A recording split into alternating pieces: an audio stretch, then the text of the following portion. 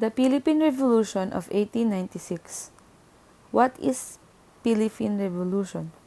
The Philippine Revolution, called the Tagalog War by the Spanish, was a revolution and subsequent conflict fought between the people and insurgents of the Philippines and the Spanish colonial authorities of the Spanish East Indies under the Spanish Empire.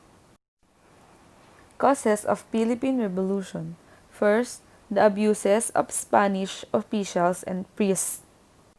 Next is persecution of Filipino leaders who defended the rights of their fellow countrymen. Third, Filipinos' desire to regain their independence. Next is discovery of the Katipunan and Bonifacio's call for revolution. When did it begin?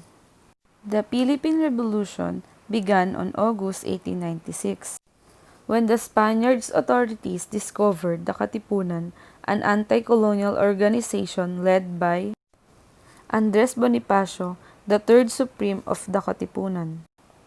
What happened after? After the discovery of the Katipunan, Bonifacio and his men arrived at Sitio Pugadlawin in Balintawak, where the cry of Pugadlawin was held. A huge meeting was held at the yard of Juan A. Ramos, the son of Melchora, aka the mother of the Katipunan. Bonifacio then asked his men if they were prepared to fight for freedom. Everyone then shouted that they were ready to die. In this case, Bonifacio told them, "Bring out your cedulas and tear them into pieces to show that we are prepared to take arms." All of the men followed the order of Bonifacio and they shouted, "Mabuhay ang Pilipinas! Mabuhay ang Katipunan!" Thus the cry of Pugadlawin. Rizal's last hours. December 29, 1896, 6 a.m. in the morning, Captain Rafael Dominguez read Rizal's death sentence. At 7 a.m., Rizal was moved to the prison chapel where he spent his last moments. His first visitors were Jesuit priests. At 12:30 to 3:30 p.m., Rizal was left alone in his cell. He took his lunch and continued writing his farewell poem, which he hid on the alcohol cooking stove. He also wrote his last letter to Professor Blumentritt. At 4 p.m., Teodora Alonso visited him. They had a very emotional encounter.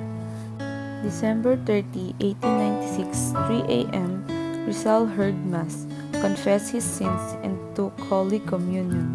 At 5:30 a.m., he took his last breakfast, after which he wrote his last letter to his beloved parents.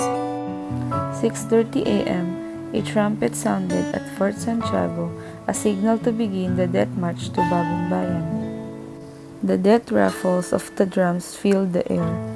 The sharp command fire was heard and the guns of the firing squad dark. Rizal turned his bullet-riddled body to the right and fell on the ground dead with face upward facing the morning sun. It was exactly 7:03 in the morning. The Martyrdom of Rizal. Martyrdom at Bagong Bayan.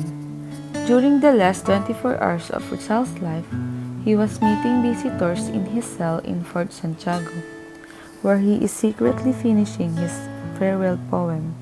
He is also destined to die for his beloved country, which he called Pearl of the Orient Seas in his poem and Pearl of the Orient in an article, Unfortunate Philippines in the Hong Kong Telegraph on September 24, 1892.